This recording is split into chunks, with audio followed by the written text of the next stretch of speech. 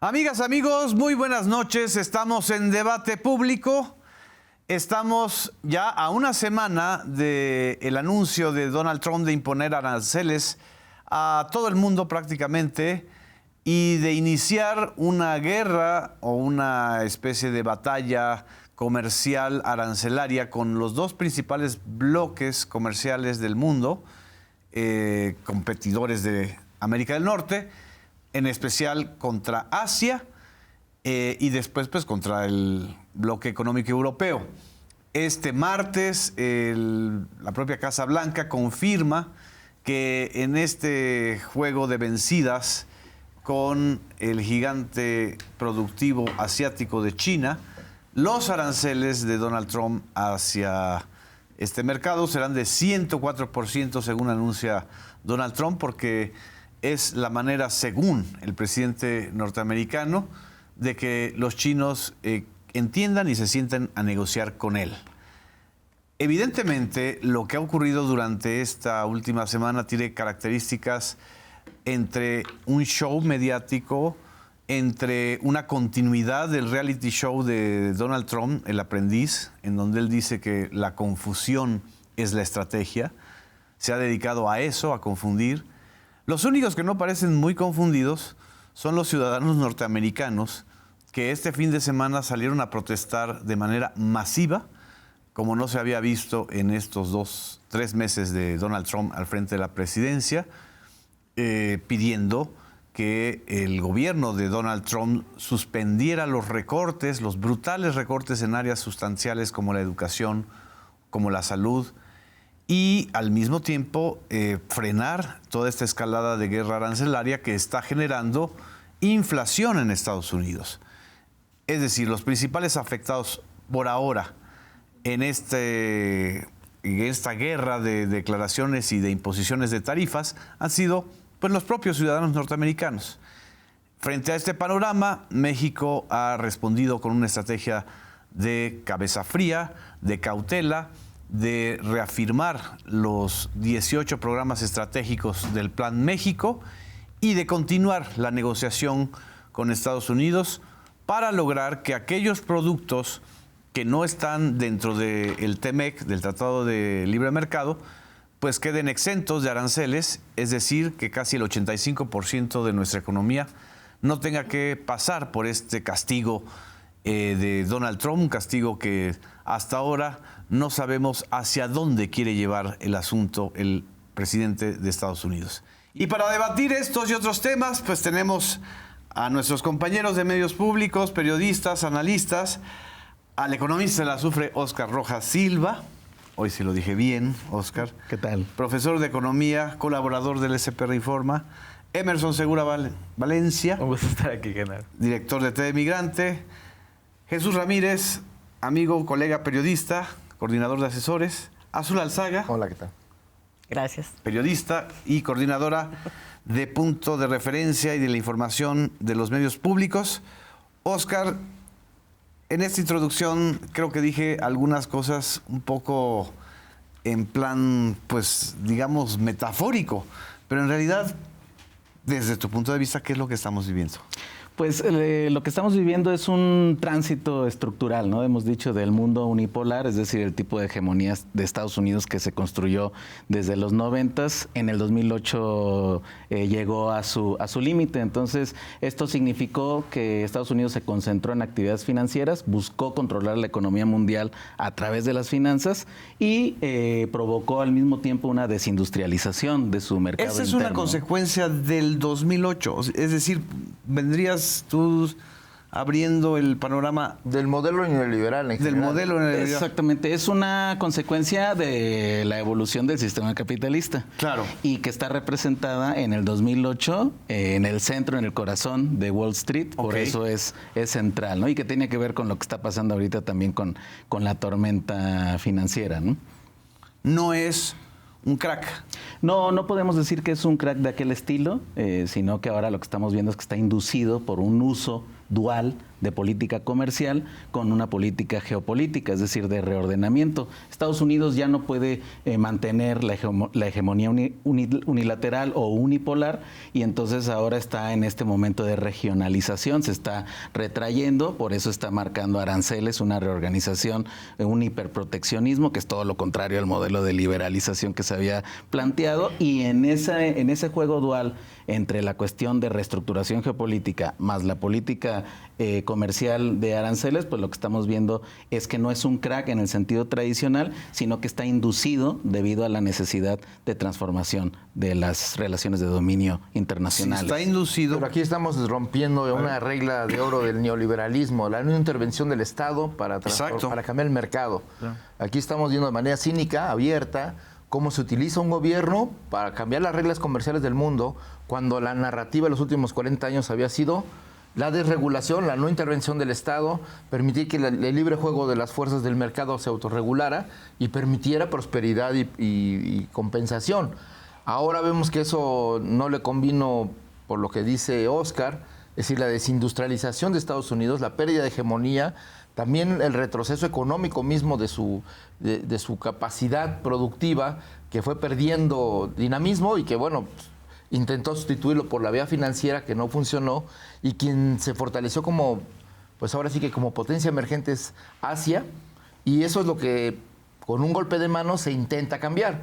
Lo que sucede es que aquí no es que Nerón esté quemando Roma, pero sí está revelando un juego que había sido oculto, digamos, para las sociedades, para los pueblos, que es el uso del gobierno, del Estado, de las finanzas públicas y de instrumentos de carácter internacional, pues para cambiar el curso de la historia económica. Eso definitivamente lo que hace es evidenciar que la oligarquía que había gobernado Estados Unidos, sí, pues se ha cambiado y ahora está la plutocracia, los dueños del dinero. Estamos viendo que se desesperaron los dueños de las empresas porque los que gobernaban no lo hacían con suficiente eficiencia para obtener ganancias extraordinarias y les permitieron esa desventaja, que es de un modelo. La relocalización económica fue un modelo estadounidense que le impuso al mundo. La globalización fue una manera de intentar cambiar de otra forma la colonización y la globalización como forma de dominación económica, política y cultural. Hablemos de la narrativa cultural, de la homogenización que esto conllevó, el control del sistema financiero, el establecimiento de bancos centrales para imponer políticas a cada uno de los países, imponerles castigos a los pueblos. Esta fue la narrativa hasta ahora. Ahora quiere hacerse de una manera más, digamos que radical. Entonces estamos viviendo una revolución de los ricos más radical. Quieren más riqueza, más poder y quieren el control de todo. Eso creo que atenta contra las bases culturales de la modernidad liberal y democrática, que es la democracia, la libertad y pues las instituciones que se dieron, las repúblicas que se dieron como consecuencia de la modernidad. Y eso pues eso es grave, ¿no? Entonces creo que eso es parte de los saldos del debate que está ahora. Pero si no estamos en un crack, en la tesis de Oscar, y esto es una etapa de tránsito. Es que sobre todo es un cambio cultural. Para mí el problema es que es un cambio cultural. Sí, antes se pensaba que la economía debe estar al servicio de la prosperidad de las personas. Ahora la economía está bajo la prosperidad de unas cuantas empresas que dominan las tecnologías, las plataformas, unas cuantas industrias. Y por lo que se ve, pues no les gusta el libre juego, sino quieren el monopolio, o sea, jugar al monopolio de la economía. Eso creo que para que sea aceptado implica un cambio cultural de la sociedad. Y aquí la disputa es cultural. El Estado, el mercado, ¿a quién deben servir? Así es. ¿A los grandes capitales, a las grandes empresas o a los pueblos? Y a su vez, ¿es la economía un sistema que está al servicio de las sociedades o es la sociedad la que debe estar al servicio de los mercados? Eso es lo que está detrás del debate, que no se aborda porque todavía estamos pues en el shock de los aranceles, de los impuestos, pero lo que se está queriendo establecer es un nuevo orden mundial donde lo que domine sea el dinero. Ya lo venía haciendo con el neoliberalismo, pero ahora de manera abierta, descarnada, al grado de desear porciones del territorio para cambiarles su vocación y para desterrar a pueblos enteros, como es el caso de Palestina, con el caso de Gaza. Eso no lo habíamos... el colonialismo de los últimos 200 años no se había atrevido a tanto. Creo que había habido guerras, pero no se habían atrevido a decirlo tan abiertamente, que podían quitar un pueblo y establecer un proyecto turístico ahí. Nada más se trata de un pueblo milenario que estaba antes que otros ahí en esa zona religiosa. ¿Qué interpretación haces, Jesús, entonces de las movilizaciones que se han estado ya planteando en Estados Unidos frente a esto? Precisamente eso, que lo que está siendo evidente para una buena parte de los estadounidenses es que la promesa de la democracia con prosperidad ya no es para todos. Claro. Ya se está estableciendo o se está proponiendo un sistema plutocrático donde se amplían las ganancias de unas cuantas empresas y el dominio sobre el resto. Incluso diría que sobre instrumentos de la democracia esenciales como la información, como los medios de comunicación, también como complementario en esta estrategia de dominación, pues ya hace el uso de noticias falsas, de la manipulación informativa como algo cotidiano. Entonces están adelantando las líneas de lo permisible o lo permitido en términos democráticos, a ver hasta dónde el mundo, hasta dónde la sociedad estadounidense va a aceptar este cambio de reglas. Entonces es una terapia de shock. Exacto. Por lo menos de shock cultural, es decir, es el querer imponer un nuevo canon. Claro. Primero, un nuevo canon que va a destruir el propio canon que Estados Unidos estableció. Sobre todo después de la Segunda Guerra Mundial, todo el entramado institucional, la ONU, el GATT posteriormente, la OMC como sucesora del GATT. Es decir, todo el insumo estructural que ellos tenían era parte de esa hegemonía cultural, ¿no? Pero ahora están queriendo implantar otra, ¿no? ¿Qué va a pasar? Es correcto. Pues yo creo que una cosa es lo que tú quieres hacer y otra es lo que tú puedas hacer realmente, ¿no? Y, por ejemplo, ahorita que se hablaba de lo descarnado y de ya sin máscaras, ¿no? Totalmente todo esto es muy interesante porque eso es símbolo al mismo tiempo. O sea, claro que sorprende de repente de forma cruda ver que todo el tiempo esto fue una arquitectura artificial de un supuesto orden que ya democrático sabíamos, ¿no? global. Ya lo sabíamos, sobre todo desde las visiones críticas siempre se ha dicho con plena claridad, pero ahora está a la luz. Pero lo importante es que cuando tiene que salir así de descarnado es porque está más débil ya ese proceso, porque ya no tiene las mismas capacidades de ocultarse y por lo tanto pues tiene que tener este tipo de golpes de timón tan importantes que se están generando. O sea, básicamente es muy curioso porque es paradójico, ¿no? El país que buscaba esa apertura de todos con sí mismo, ahora es hiperproteccionista, es todo lo contrario. Exacto. El país que buscaba este sueño americano con salarios medios que pudieran alcanzar para la reproducción ampliada del trabajador, ahora tiene trabajadores pauperizados también. Vemos recortes en el aparato estatal, vemos toda esta situación. Es decir, ¿qué le está pasando a Estados Unidos? Lo que nosotros nos pasó con el neoliberalismo, con esa terapia de shock. Es decir, está ya ahora bebiendo su propio veneno y sabemos ese guión lo conocemos muy bien. Entonces, por eso las protestas son muy importantes porque sabemos que a nivel nacional como internacional solamente el pueblo puede salvar al pueblo, ¿no?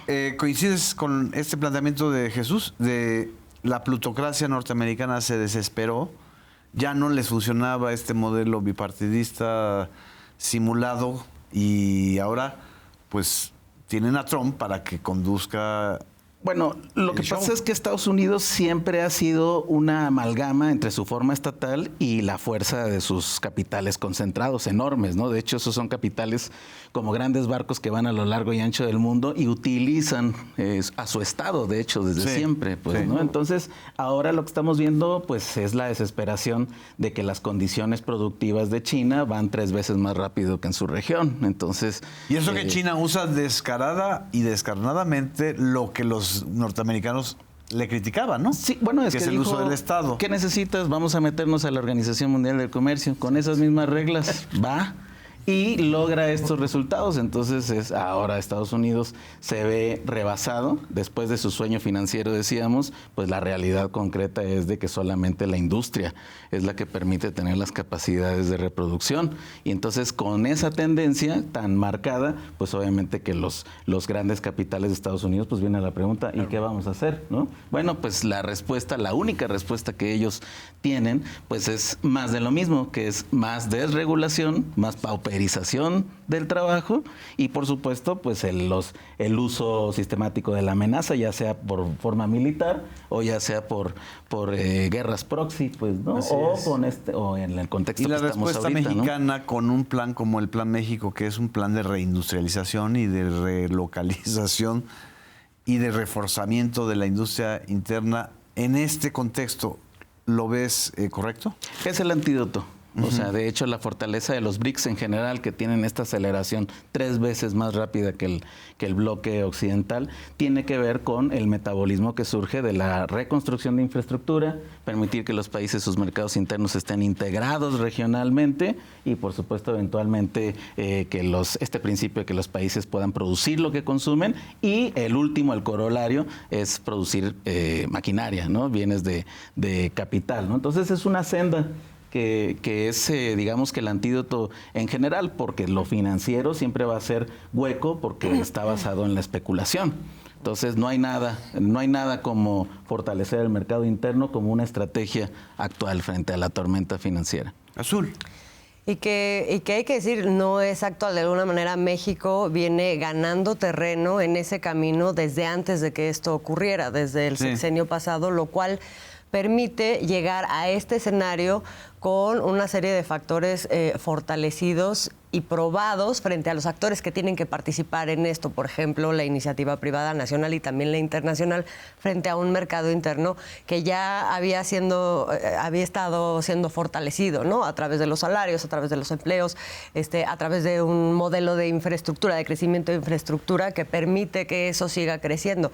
Ahora, digamos, el gran reto también creo que es el tema tecnológico, ¿no? O sea, para poder agregar valor, digamos, a esta política que es donde somos más dependientes, ¿no? Que es donde somos más dependientes, exacto. Pero aparentemente, o sea, si revisamos los 18 puntos que fueron presentados el otro día, una parte tiene que ver con la autosostenibilidad a nivel alimentario y a nivel energético.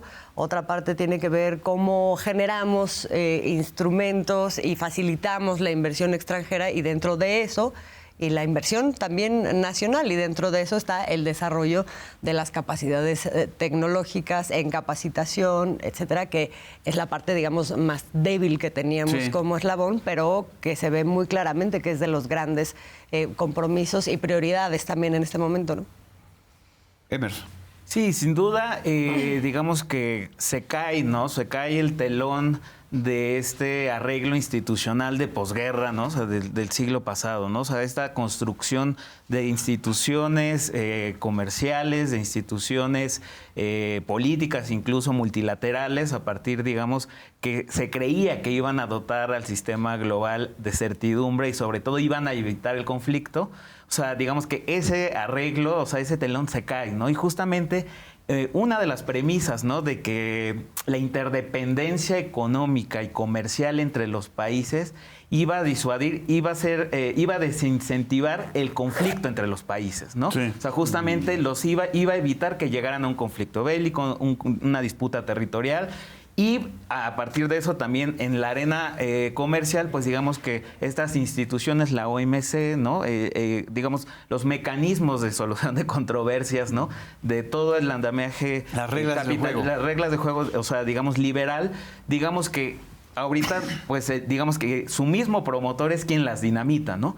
Y en ese sentido, creo que lo que estamos viendo es que un poco en el sentido, en el lugar de México, ¿no? O sea, creo que México sí se inserta en un papel donde, digamos que está jugando en las dos pistas. Por un lado, sí está apostando por esta reindustrialización con estos 18 puntos, una inversión grande en infraestructura. O sea, digamos, nunca habíamos visto una inversión tan grande en la construcción de trenes, en la construcción de telecomunicaciones, como lo hemos visto en los últimos 2 sexenios.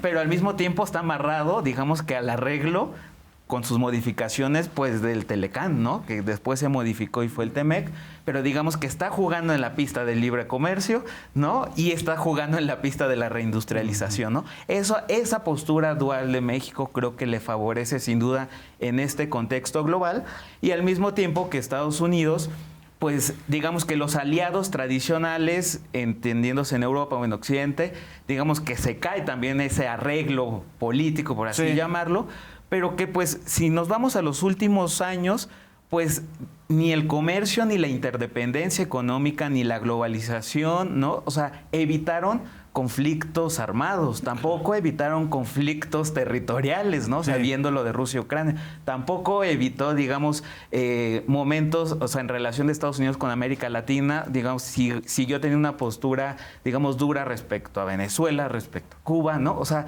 ni repartió riqueza. Exacto, y ni repartió riqueza. El nivel de desigualdad en estos últimos años ha sido brutal.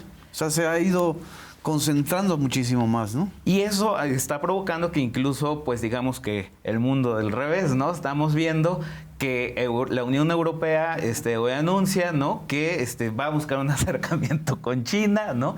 China, su ministra de Exteriores comparte, igual la Embajada China de Estados Unidos, un video de Reagan reivindicando, digamos, que su postura en contra de las tarifas arancelarias, es decir, el rostro del neoliberalismo, ¿no? Junto con Thatcher. Pero ahí ya es una guerra de narrativas, ¿no? Es decir, ya es una guerra propagandista a la que los chinos le están entrando de una manera a la China. Es decir, claro, y que les beneficia verse, digamos, hoy, pues como la salida liberal y, digamos, institucional a nivel comercial, ¿no? O sea, que China diga, voy a recurrir al OMC para demandar a Estados Unidos porque en el tema arancelario, pues digamos que eso se esperaría de un país como Estados Unidos, no como de China. No, y China era el más denunciado antes, ¿no? Exacto. Por prácticas desleales. Y creo que sí ese juego de narrativas, pero al mismo tiempo, pues es, digamos que la realpolitik, ¿no? También eso, o sea, prima la política. Y digamos, este nuevo arreglo geopolítico y también en los mercados, pues lleva a que incluso veamos a unos líderes europeos muy débiles buscando acercarse más a China, y Estados Unidos, con sus contradicciones, mediante el uso del Estado, como bien señala Jesús, digamos, está digamos, favoreciendo a ciertos grupos empresariales o oligárquicos, ¿no? O sea, ahí el Estado sí está presente, ¿no? Jesús, si estamos en esta situación y México está jugando a las dos aguas, y planteamos que estamos frente a un proceso de revolución cultural dentro del propio neoliberalismo, en el seno del núcleo, ¿consideras correcta la estrategia?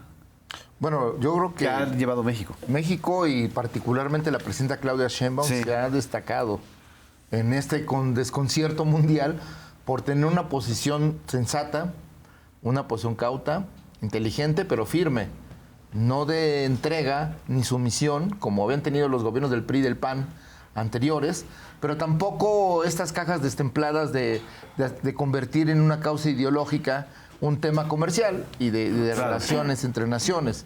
Creo que esto ha sido muy importante, quitarle la carga, porque el discurso del presidente Trump tiene una carga ideológica muy fuerte para provocar. Y así justo es. También ese es un juego. Entonces México se ha salido de ese juego, ha sabido lidiar con lo real, que es la economía, los beneficios mutuos, con lo que conviene a las naciones si el Tratado de Libre Comercio ha funcionado para Estados Unidos. Claro que para México también.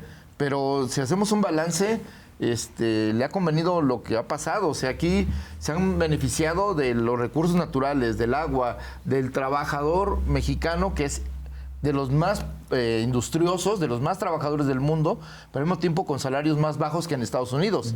Ahora, ¿qué van a hacer las empresas que tengan que trasladarse a Estados Unidos y que tendrán que pagar mejores salarios? Entonces, obviamente los costos van a aumentar. Entonces, por eso hay quien dice que esta guerra de aranceles en realidad es una guerra de impuestos contra el pueblo de Estados Unidos disfrazado de una guerra comercial internacional. Entonces, en eso de las narrativas hay cosas que se dicen que disfrazan lo real. Entonces, evidentemente el costo para el pueblo estadounidense va a ser alto.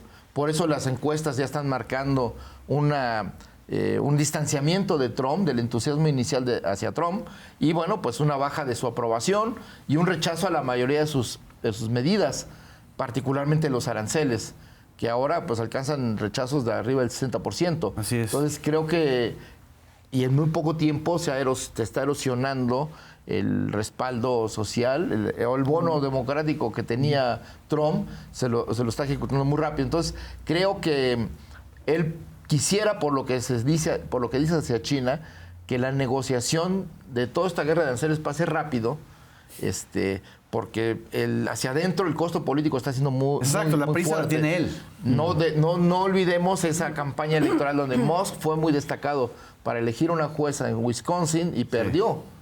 Creo que eso habla mucho del estado de ánimo del estado de ánimo del pueblo estadounidense, que hay un rechazo a esta oligarquía tecnocapitalista, pues, tecnocapitalista, pero también medio tecnofascista, porque están queriendo imponer un discurso único al resto de la gente, a través de noticias falsas, a través de estrategias de comunicación y desinformación. Pero creo que lo más importante está en que el hecho de que las sociedades, digamos, están despertando de un letargo en el que nos tenía la idea de que ya no había alternativa, ya no había forma de pensar otro mundo. Hoy se abre la posibilidad de pensar que se requiere, que es obligatorio construir alternativas. Y en ese juego de imaginarios, de narrativas, de debate internacional, México está colocado en el centro. Para Exacto. bien o para mal, porque siendo un foco de atención, Claro. también podemos ser foco de agresión o de daño. Pero, pues, de alguna manera, el mundo liberal, el mundo democrático, la izquierda democrática está viendo en México como una posibilidad para una opción alternativa frente a estas dos situaciones, o un neoliberalismo exacerbado o un tecnofeudalismo exacerbado, ¿no? Creo que reafirmar los valores democráticos, reafirmar el origen y la legitimación del Estado Nacional como una entidad colectiva que le sirve a los ciudadanos y no a las oligarquías, es algo importante en este momento en que se acrecienta una corriente internacional de ultraderecha que cuestiona la democracia, pero no para beneficiar a los pueblos, sino que cuestiona la democracia para darle más poder a los ricos, Claro. para darle más poder a esa minoría que ha tenido el poder del gobierno, ¿no? Entonces creo que ese es el trasfondo del debate, y México, pues, con la postura que tiene hoy la presidenta Claudia Sheinbaum, no caigo en el elogio del New York Times, que también es tramposo, pero sí es verdad que llama la atención esta capacidad de poder lidiar en el conflicto con una posición firme, serena y apelando a los derechos de su pueblo. O sea, a mí me respalda el Así pueblo. es. No está hablando ella sola. Es decir, aquí está hablando el pueblo de México, defendiendo sus derechos, pero también su vocación solidaria, su vocación de tender puentes y de esa capacidad de diálogo y de entendimiento, aún en la adversidad. Muy bien. Vamos a un corte, no nos dejen. Seguimos en Debate Público.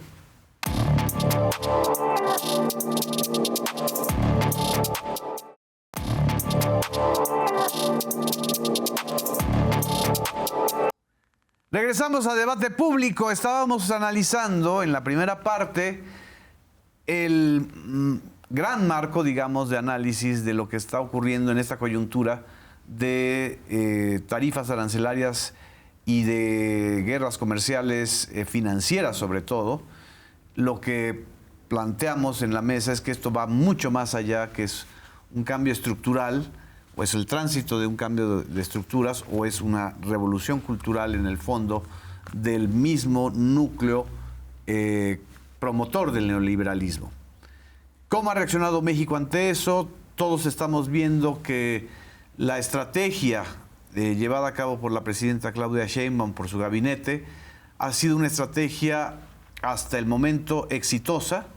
La economía ha respondido con fortaleza, porque la fortaleza justamente de la economía mexicana viene de haberle dado un giro de 180 grados al modelo neoliberal desde el sexenio anterior, porque el estilo personal de negociación de Claudia Sheinbaum no se engancha con las narrativas ideologizantes o las provocaciones de Donald Trump, pero aún así hay otro insumo que está usando Estados Unidos para dominar o exportar, ahora sí, sin aranceles, sus propios problemas internos hacia México.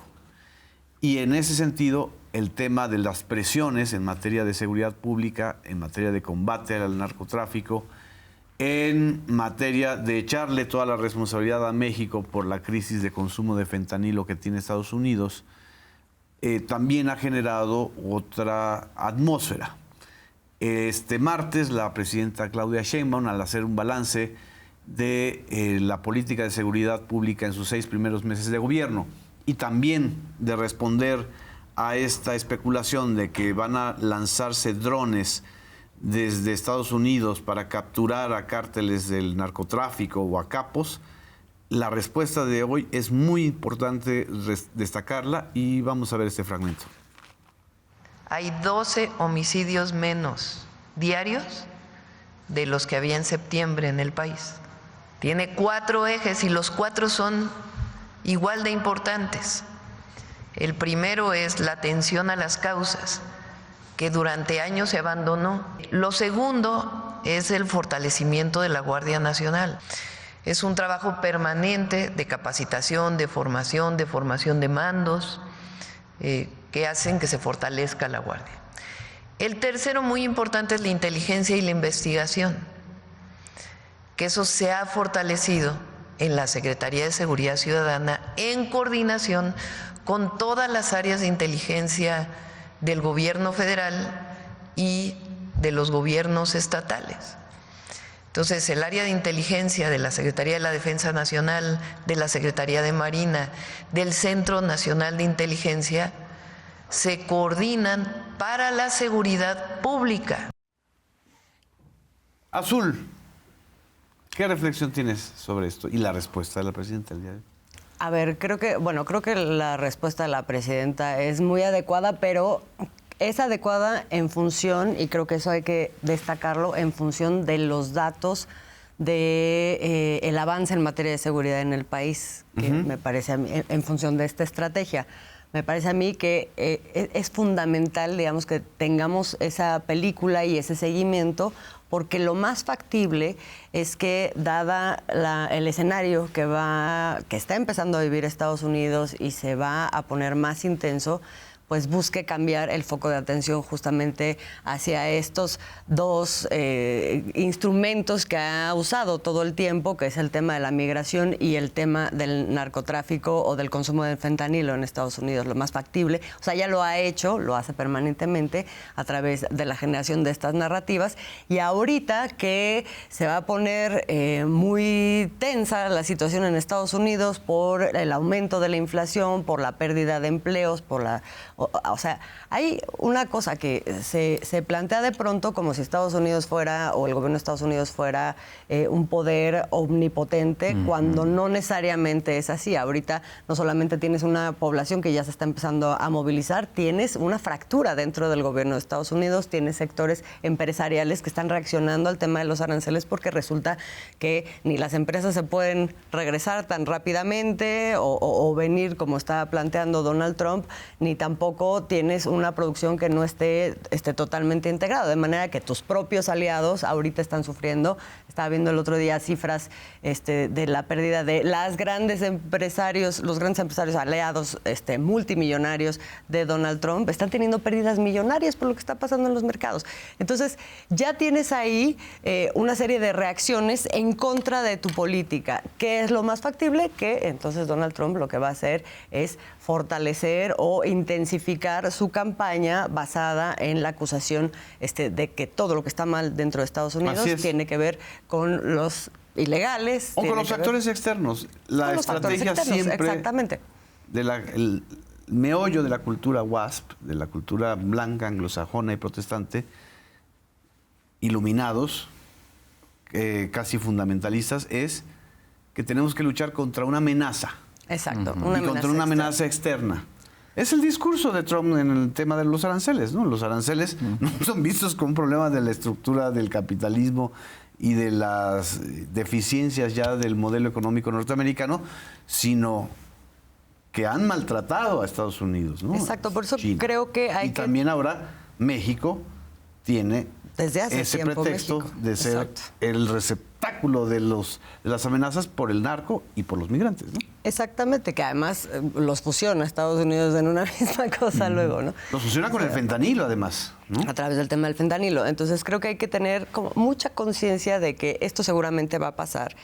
Y para tener también una atención muy puntual sobre cuál ha sido la estrategia y cuáles han estado siendo los resultados frente a esta estrategia que ha venido implementando en materia de pacificación del país, porque además desde ese punto de vista se plantea, no necesariamente desde el punto de vista punitivo, que solo ve las consecuencias de una serie de factores estructurales, sino se va a estos factores estructurales, además de atacar pues, sus consecuencias, como es el delito ya consolidado, ¿no?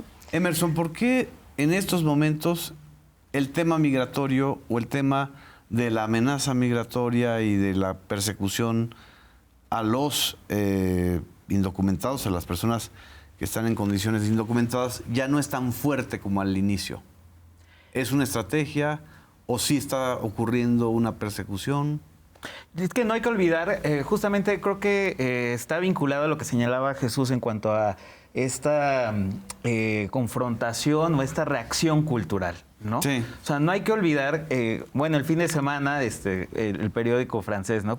Liberación ponía en su primera plana American Psycho, ¿no? Y American Psycho y la foto de Trump, un poco también en referencia a esta película, ¿no? American Psycho. O sea, la premisa es hasta qué punto Trump actúa Es de muy manera... distinto a Christian Bale, pero bueno. Exacto, pero que por cierto retrata la película, ¿no? Justo el mundo financiero de Wall Street, así como rampante de los 90s, un estilo, ¿no? De un modo de vivir, ¿no? Que se vendía. Sale ¿no? Donald Trump en la película. Era el referente en American Psycho del neoyorquino exitoso, etcétera, de la Torre Trump, ¿no? Y justo la premisa es hasta qué punto es racional, ¿no? Está psycho, ¿no? Actúa bajo una lógica, pero eso convive con que tiene muchos frentes abiertos ya en los Estados Unidos, al interior como al exterior, como ya hemos expuesto aquí, ¿no? Y no hay que olvidar que allá en los 90, en el 94, pues hubo un gobernador republicano, ¿no? Pete Wilson, con la la propuesta 187, que justamente buscaba criminalizar a los migrantes, ¿no? Y hubo una reacción migrante, una reacción cultural frente a esta medida.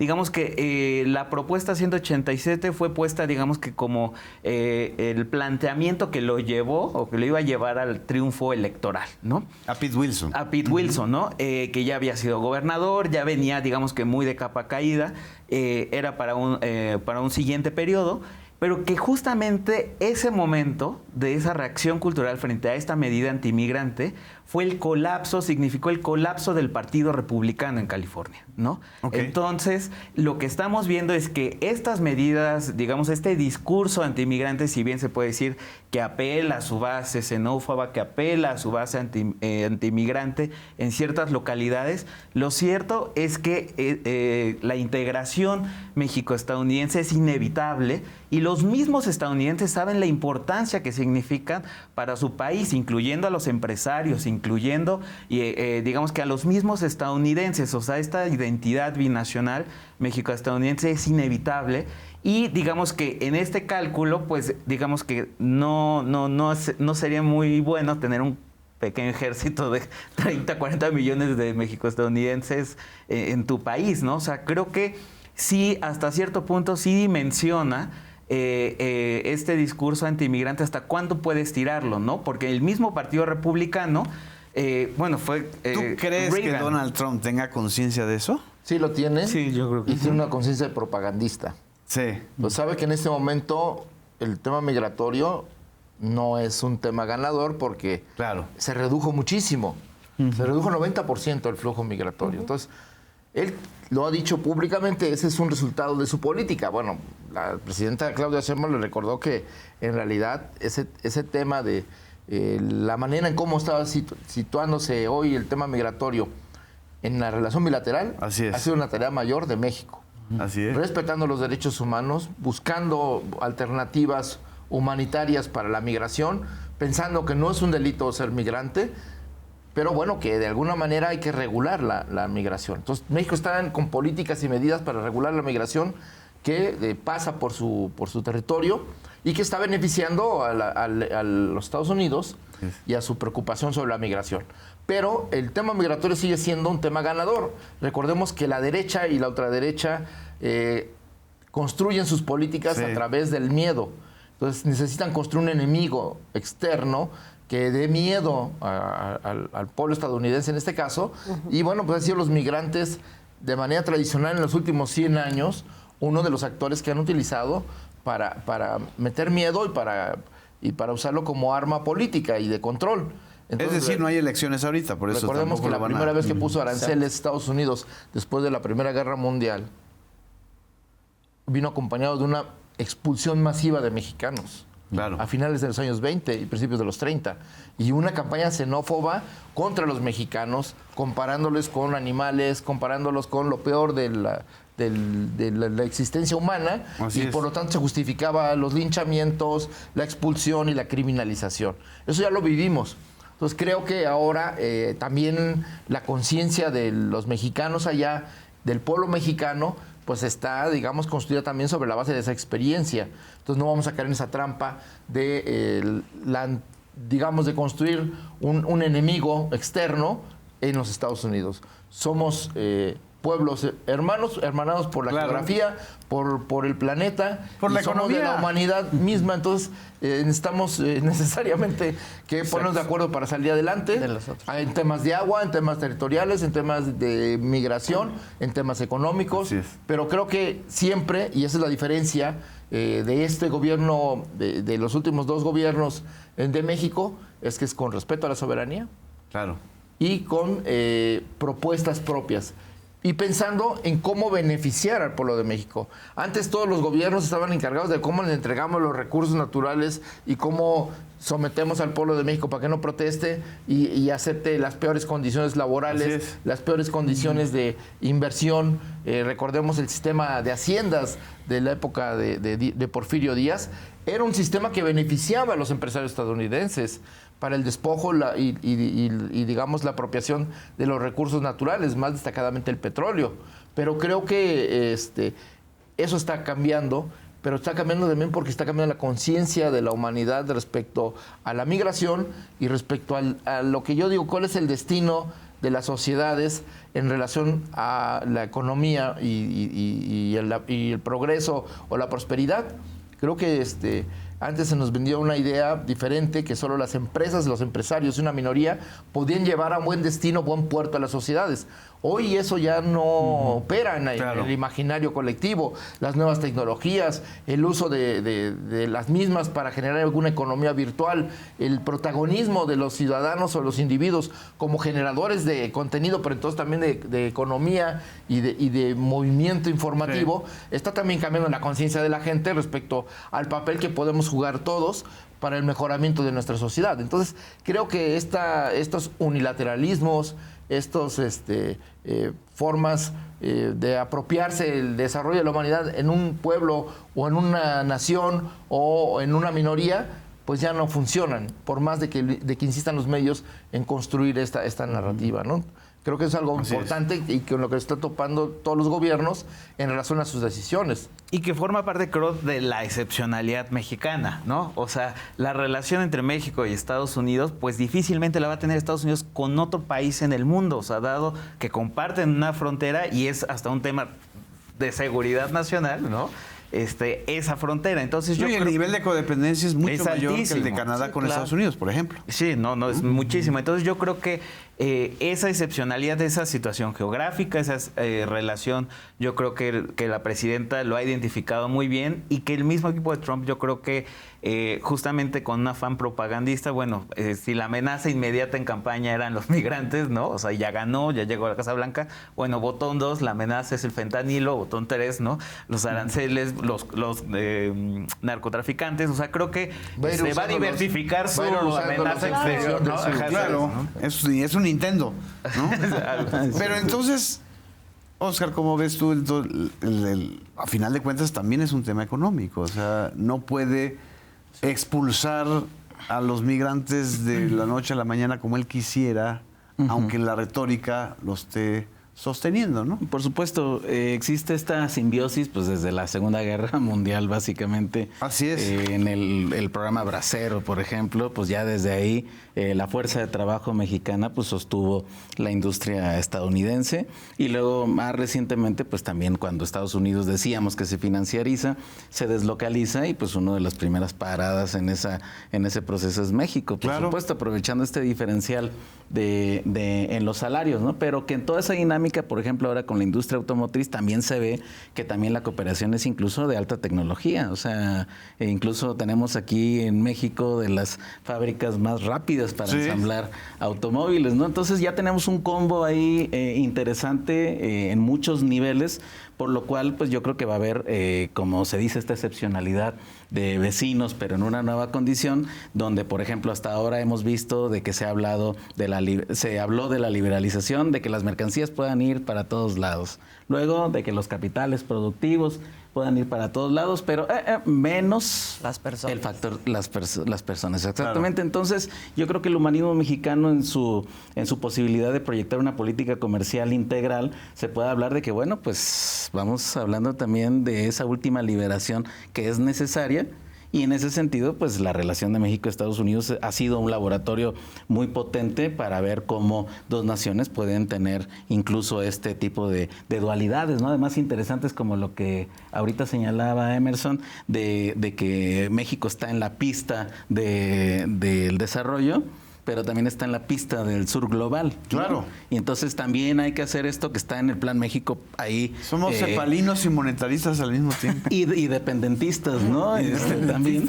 Dependentistas e independentistas, o sea, de las dos. Exacto, pero ahí epistemológicamente hablando, pues necesitamos cómo trabajar la dualidad, para eso organizar también el nuevo tipo de movimiento para proyectar eso a escala global. Es decir, el mundo multipolar no nada más es en este sentido de las reconexiones de los capitales.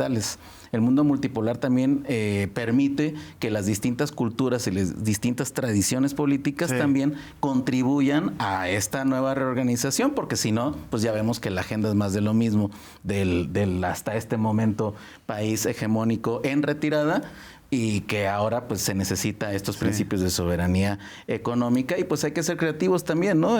Señalando los elementos que hasta ahora no han aparecido, y pues también ir renovando estos viejos prejuicios también, ¿no? Ahora, esa dualidad... Los elementos que dice que nos han mencionado, uno es el factor social. Sí. O sea, se habla de los mercados, se habla de las industrias, se habla de los bancos, se habla de los fondos de inversión, pero estamos en un mundo en que la tecnología está disminuyendo la capacidad de contratación, porque los sistemas automatizados están sustituyendo a la mano de obra. Así es. Entonces, en un futuro muy inmediato, ya no tan lejano, pues la necesidad de que la sociedad se emplee a sí misma, ya no por el Estado, ya no por el mercado, va a ser una condición de paz. Entonces, para lograr eso se requiere mejorar las condiciones de conocimientos técnicos y económicos de la sociedad, y romper el prejuicio que hay de la economía de mercado, porque la economía de mercado nace de la sociedad.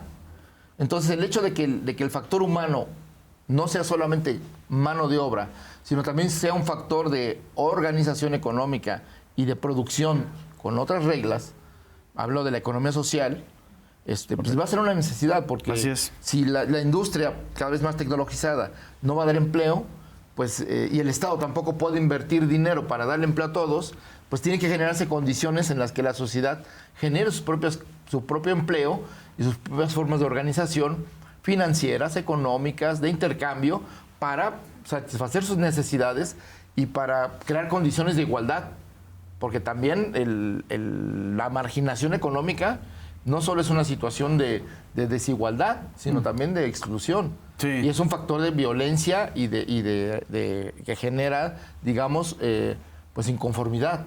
Entonces, si queremos vivir en el futuro en paz con estas situaciones tenemos que también pensar en que en estos acuerdos, en estas relaciones económicas, los pueblos juegan también como actor económico, que se les ha excluido. Se incluye a los organismos financieros internacionales, se incluye a los gobiernos, se incluye todo el sistema financiero, y los pueblos pues están sujetos esperando a ver, ahora sí que creo que Canadá sí ha encontrado un nicho al respecto, bueno, claro, como una manera de defensa, hacer del orgullo nacional y de la producción nacional una bandera para poder enfrentar el clima de aranceles y los costos que para los consumidores canadienses tendrá. Claro. Pero este componente de la defensa de la producción nacional también subyace, y lo estamos hablando en Canadá, donde tienes economías como Quebec, donde el 90% es economía social. No es economía privada, ni estatal. Sí. Entonces, ahí está hablando de otra cultura de consumo, de otra cultura laboral y de otro factor que ha sido la transformación de las sociedades también. El estado de bienestar proviene de estos simientes de organización social y de transformación de la vida colectiva a través de los propios esfuerzos de la sociedad.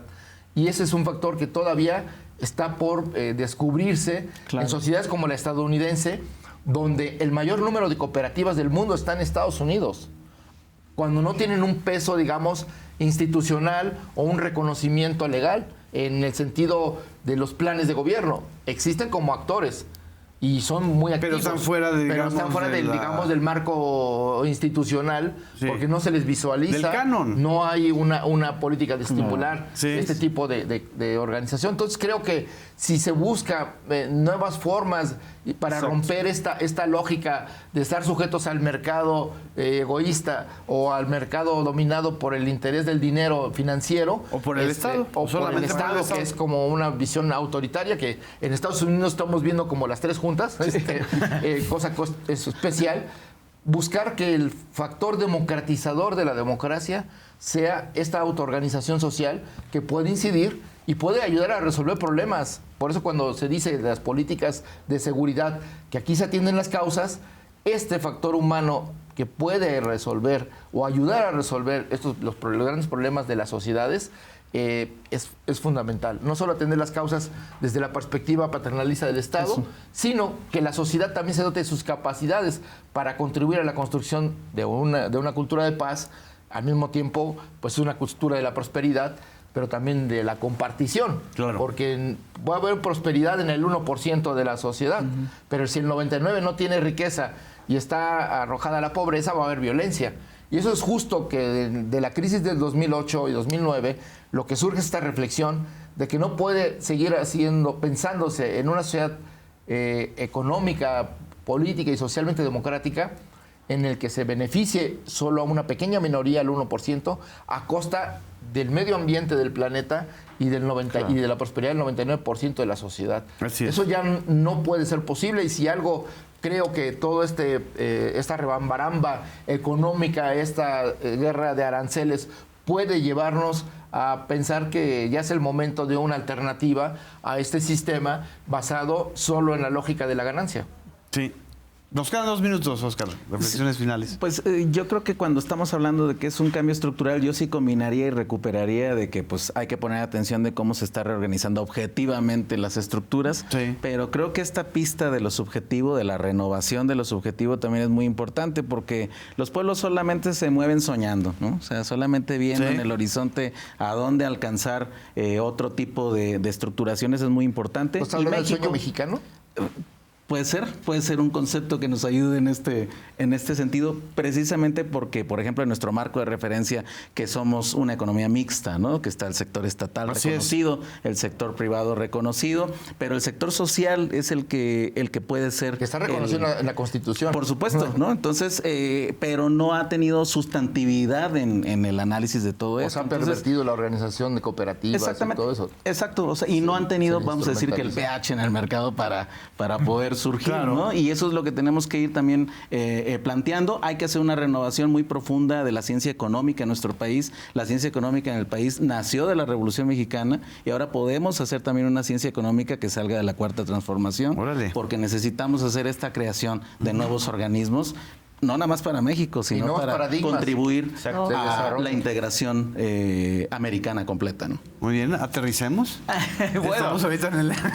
este sueño mexicano, creo que en medida puede ser concebido, pensado, en función, y creo que esa es para mí una de las grandes conclusiones, es que se acabaron las recetas, ¿no? Sí. Se acabaron las recetas de esta homogeneización económica, comercial y también cultural, y que México tiene que encontrar su propia manera, su propio camino, es decir, su propio sueño o su propia receta. Y yo creo que eso, entre las ventajas de este desorden global, creo que puede ser como una de las grandes conclusiones que percibo, ¿no? Azul. Justamente yo creo que México ha venido construyendo su propia receta y en ese sentido es pionero desde muchas perspectivas a nivel mundial. Y aquí lo que se tiene que hacer mucho es aterrizar, digamos, no sé si institucionalizar, pero sí de alguna manera recuperar esto que se ha venido construyendo, que a nivel de paradigmas no está del todo aterrizado. Incluso creo que, bueno, los programas universitarios todos tienen que cambiar, o sea, en economía, en derecho. Y tenemos que estamos en plena terminar, construcción. porque el tiempo Y tenemos que Por eso quizá parte del sueño mexicano. Quizá parte del tema es, por el bien de todos, primero la gente. Eso. Sí, Porque eso es lo que está detrás de todo este debate de la economía y la crisis. Así es. Pues internacional. muchísimas gracias. Gracias a todas y a todos ustedes por acompañarnos en el debate público. Nos vemos en la próxima emisión.